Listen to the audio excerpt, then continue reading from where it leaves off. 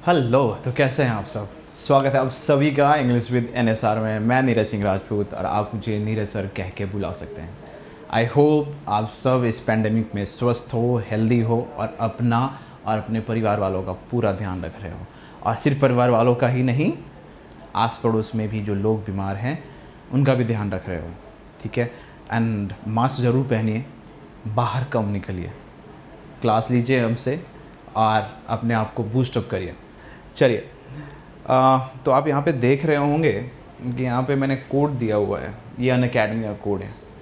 तो क्योंकि अभी यूट्यूब पे हो सकता है कि मतलब उतना एक्सप्लेन वे में ना पढ़ाऊँ, ठीक है, तो इसलिए आप अनअकैडमी का इस कोड से आपको 10% डिस्काउंट मिल जाता है, तो ध्यान रखिएगा। ठीक है,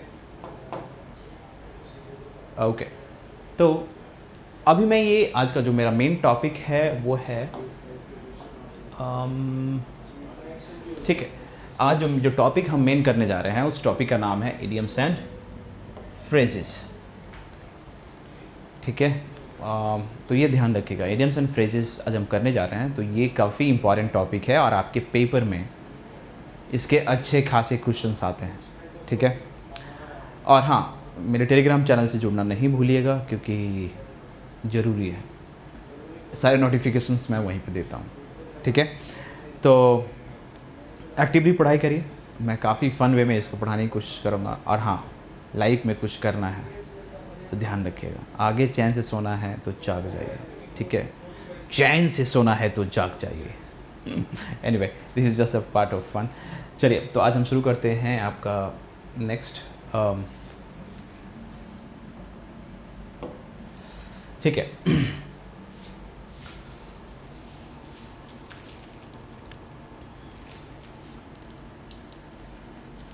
ठीक है, तो सबसे पहले मैं आगे बढ़ूँ चलो मैं आपको थोड़ा सा यहाँ पे एक्सप्लेन कर देता हूँ। मैं ले लूँ पेन और चलिए बढ़ते हैं। इडियम्स एंड फ्रेजेस क्या होता है, जो वोकैब्स आप लर्न करते हैं उससे थोड़ा डिफरेंट होता है। आई मीन सी, मीनिंग यह भी देता है लेकिन यह आपके सेंटेंस को काफ़ी ज़्यादा अट्रैक्टिव बनाता है, राइट, काफ़ी इम्पैक्टफुल बनाता है, यह ध्यान रखिएगा। ठीक है बच्चों, तो ध्यान से समझिए, मैं एक एक एक्सप्लेन करूँगा और एग्जाम्पल के साथ एक्सप्लेन करूँगा, तो आपको परेशानी नहीं आनी चाहिए। पहला देखते हैं, हेड्स इन द क्लाउड। अब इसका मतलब समझेंगे कि बादल में सर चला गया, नहीं, इसका मतलब होता है थिंकिंग इन एन इलॉजिकल और डिल्यूजनल मैनर। इलॉजिकल का मतलब जिसमें कोई भी लॉजिक नहीं हो, जिसमें कोई भी लॉजिक नहीं हो। ठीक है, जिसमें कोई भी लॉजिक नहीं हो उसको हम क्या बोलते हैं, इलॉजिकल। डिल्यूजनल मतलब जो भ्रमित टाइप, भ्रम में जो हो उसकी बात करेंगे। तो कहता है कि इस तरीके से सोचना जिसका कोई लॉजिक ना हो और भ्रम वाली बातों में हो। ठीक है, इससे रिलेटेड कुछ सेंटेंस समझते हैं पहले हम। जो सेंटेंस है बच्चे, ये है आपका, Vineet does not like the logic and keeps his head in the clouds all the time. तो आपका ये जो है इडियम्स यूज़ हो गया, यह ध्यान रखिएगा। ठीक है, चलिए, इससे रिलेटेड आपने एग्जाम्पल ज़रूर करके आना है। ठीक है, कमेंट बॉक्स में मैं सबका एग्जाम्पल चाहता हूँ कि आप लिख के दें और नए एग्जाम्पल्स के साथ। ठीक है बच्चों, ये ध्यान रखिएगा। चलिए बढ़ाते हैं इसको आगे।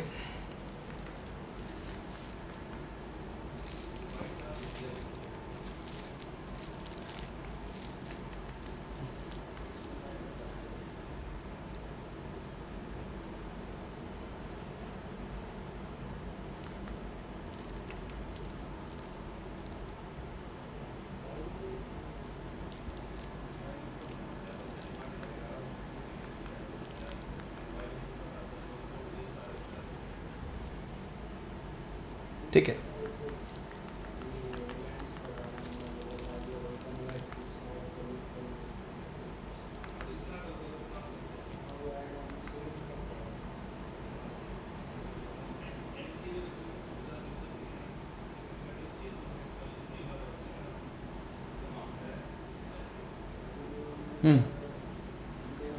हेड्स इन द क्लाउड शायद आपको समझ आ गया होगा। चलिए हम दूसरे पे जाते हैं। चलिए, दूसरा कहता है अ पायरिक विक्ट्री, पायरिक विक्ट्री का मतलब क्या होता है? A victory which is achieved in too high a price and therefore not worth having. मतलब कुछ ऐसा विक्ट्री जो आपने पा तो लिया लेकिन आपने उसके लिए अपना बहुत कुछ गवा दिया, ठीक है? तो उस तरीके के लिए, ऐसी विक्ट्री के लिए हम एक पायरिक विक्ट्री यूज करते हैं। पायरिक का मतलब होता है नॉट वर्दी, ठीक है? तो ऐसी विक्ट्री जो वर्थ फुल नहीं हो, ठीक है, उसको हम अपायरिक विक्ट्री कहते हैं। चलिए इससे रिलेटेड एग्जाम्पल समझने की कोशिश करते हैं प्यारे बच्चों। कहता है कि it was a Pyrrhic victory, they won the strike but then most of them lost their jobs. मतलब जीत तो गए, एक पायरिक विक्ट्री साबित हुआ, मतलब वो जीत तो गए स्ट्राइक, बट उनमें से बहुत लोगों को जॉब गंवानी पड़ी। तो उसके लिए हमने क्या यूज किया? पायरिक विक्ट्री है। जो सिंसियर नहीं है उनको फिर से बोलूँगा, चैन से सोना है तो जाग जाइए। ओके, चलिए बढ़ते हैं आगे। चलिए थर्ड वन क्या कहता है, थर्ड वन समझने की कोशिश करते हैं। थर्ड में कहता है set one's teeth, set teeth on edge. मतलब किस, वंस का मतलब होता है किसी एक के लिए हमने यूज किया यहाँ पे। तो set teeth on edge, to greatly irritate, irritate का मतलब आपने सुना होगा, अपने जनरल लाइफ में काफ़ी यूज़ करते हैं। इरिटेट कर दिया मुझे बहुत इरिटेट कर दिया, ठीक है? और अनॉय समवन मतलब किसी को काफ़ी ज़्यादा इरिटेट कर देना, गुस्सा दिला देना, खिंचा देना, ठीक है? अनॉय मतलब गुस्सा होता है, ठीक है? तो इसे रिलेटेड चलिए कुछ सेंटेंस बनाने की कोशिश करते हैं। Nothing sets my teeth on edge, मतलब कुछ भी मुझे इरिटेट या गुस्सा नहीं दिलाता, like seeing my ex girlfriend parting with some other guy. मतलब मुझे कुछ भी गुस्सा नहीं दिलाता सिवाय यह देख के कि मेरी जो एक्स गर्लफ्रेंड है, ठीक है, किसी दूसरे बंदे के साथ पार्टी कर रही है। किसी के साथ भी हो सकता है। चलिए, तो आई होप मेरा मेन मकसद ये सेंटेंस देने का, एग्जांपल देने का है कि आपको प्रॉपरली समझ आए। कोई डाउट हो कमेंट बॉक्स में लिखिएगा और ज़रूर पूछिएगा। I will be more than happy guys to assist you any time, ठीक है? मैं सारे डाउट्स पढ़ता ज़रूर हूँ। चलिए बढ़ते हैं आगे। ईट क्रो, चलिए ईट क्रो, ईट क्रो समझे? To be shamed. Eat crow का मतलब होता है, सेम का मतलब आपको पता ही होगा। सेम का मतलब होता क्या है भाई?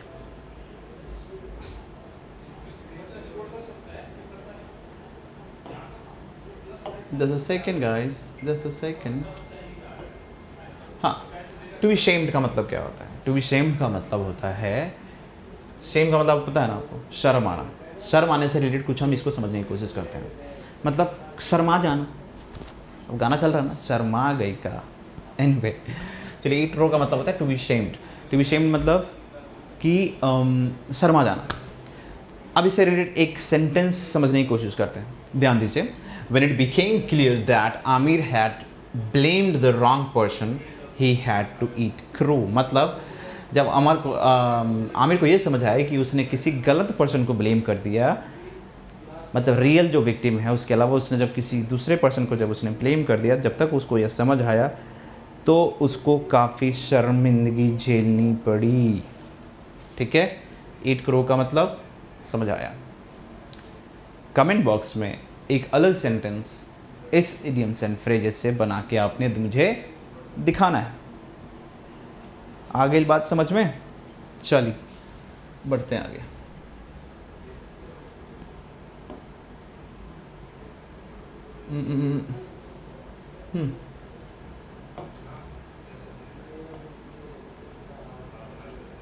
बढ़ते हैं आगे। नेक्स्ट इज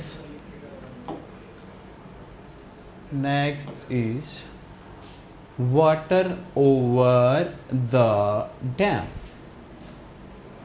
सिंपली इसका मतलब क्या समझ में आ रहा है कि कोई डैम है, उसके ऊपर से पानी जा रहा है, बट इसका मीनिंग समझने की कोशिश करते हैं जो मेन इससे आपको एक एग्जैक्ट मतलब अर्थ देगा। एन इवेंट समझ ध्यान दिखाई दे रहा है आपको? एन इवेंट और set of events which have already happened and can not be changed, मतलब एक ऐसा कार्यक्रम या इवेंट जो हो चुका है, ठीक है, ऑलरेडी मतलब अकर हो चुका है, हैपन हो चुका है और उसको हम चेंज नहीं कर सकते। उस केस में हम क्या करते हैं? Water over the dam idiom and phrase का यूज़ करते हैं, एडियम्स का यूज़ करते हैं। चलिए इससे रिलेटेड एक एग्जाम्पल समझने की कोशिश करते हैं। The argument we had is just water over the dam now, don't even worry about it. अब यहाँ पे एक स्पेलिंग एरर है, ARGUE होगा, ठीक है। Argument we had is just water over the dam now, ठीक है, don't even worry about that, मतलब जिस बारे में हम लोग आर्ग्यूमेंट कर रहे हैं वह तो हो चुका है, अब तो उसको हम बदल ही नहीं सकते, तो उसके बारे में चिंता करने की क्या ज़रूरत है भाई। तो इसके लिए हमने यूज किया water over the dam. Clear बा? बहुत बढ़िया। सेंटेंस बनाइएगा, मुझे दिखाइएगा, परेशानी होगी मैं आपकी हेल्प करूँगा। समझ आ गया? समझ गए? बढ़े आगे? चलिए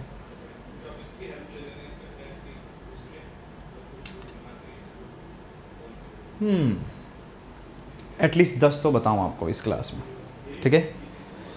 हाँ, तो अगला कहता है leave in the lurk, leave in the lurk. कोई भी डाउट हो पूछ लीजिएगा।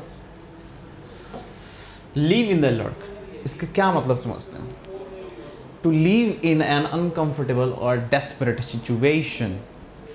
You know meaning of uncomfortable, you know meaning of desperate, ठीक है, पूछ सकते हैं डाउट हो तो। चलिए लिव इन द लर्क मतलब कुछ ऐसी सिचुएशन जो काफ़ी डिस्कम्फर्ट दे रहा हो, ठीक है। तो लिव इन द लर्क से मतलब समझते हैं to live in an uncomfortable और डेस्परेट सिचुएशन, मतलब ऐसी सिचुएशन में रहना जहाँ पे आप कंफर्ट फील नहीं कर रहे हो, रहना आपके लिए दुश्वार लग रहा है ना। ठीक है बच्चों, चलिए इससे रिलेटेड एक सेंटेंस फॉर्म कर लें। चलिए देखते हैं। The manager will really leave me in the lurk if he decides to quit before this project is finished. Sentence देख लीजिएगा पहले। The manager will really leave me. अब देखिए यहाँ पे जो मैंने फ्रेज यूज किया है, ठीक है, मतलब अगर मैनेजर ने प्रोजेक्ट ख़त्म होने से पहले ही अगर जॉब छोड़ दिया तो इससे मैं डिस्कम्फर्ट सिचुएशन में आ जाऊँगा। इस तात्पर्य इस सेंटेंस के लिए इसने जो इडियम यूज़ किया, leave me in the lurk. Clear? Perfect. ध्यान रखिएगा, कोई डाउट हो तो पूछ लीजिएगा।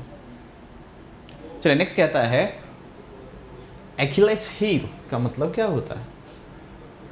इसको ऐसे ही प्रोनाउंसिएट करते हैं, एच-लेस हील। कहता है अ वीकनेस और वल्नरेबल पॉइंट, मतलब वीकनेस या वल्नरेबल जो काफ़ी सॉफ्ट पॉइंट होता है, जैसे कि कोई ऐसा टच करते तो आपको काफ़ी डिस्कम्फर्ट फील हो, ठीक है, तो ध्यान देंगे। तो एक ऐसा पॉइंट जो काफ़ी वीकनेस वाला हो या वल्नरेबल हो, उससे रिलेटेड कुछ सेंटेंस फॉर्म करने की कोशिश करते हैं, ठीक है। देखिए, the corrupt minister is regarded as the government's Achilles heel and is expected to resign. अब देखिए, एक ऐसा मिनिस्टर जो करप्ट है, ठीक है, उसको एचलेस हील से हमने डिनोट किया। अब वो रिजाइन देने के कार पे है। वो करप्ट मिनिस्टर किसी पार्टी के लिए क्या था? गवर्नमेंट के लिए एक एचलेस हील बन गया था, वीकनेस बन गया था, तो इसलिए उसको क्या करना पड़ा? रिजाइन करना पड़ा। आगे बात समझ में? सोना नहीं है, इधर उधर डिस्कम्फर्ट लेवल में नहीं जाना। समझ गए? समझ गए? ध्यान दीजिए। ओके, नेक्स्ट कहता है turn on phrases, turn of phrases.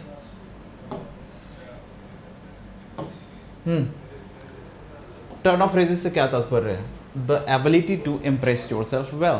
Turn the phrase का मतलब है कि अपने आप को अच्छे तरीके से काफ़ी वेल मेंटेन्ड वे में एक्सप्रेस करना, उसके लिए जो हम इडियम एंड फ्रेजेस यूज़ करेंगे, टर्न ऑफ फ्रेज। सेंटेंस बनाने की कोशिश करते हैं, मतलब बना लेते हैं, आपको खुद से बनाना है, मैं होऊंगा नहीं, डाउट हो तो पूछ लीजिएगा। Savita has a nice turn of phrases which should serve her well in journalism.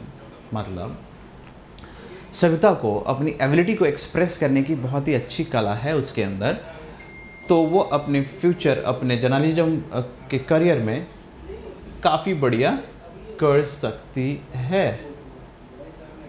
ठीक है, ध्यान रखिएगा। बात समझ में आ गई? नहीं समझ में आई तो पूछिएगा, I am there for you, right.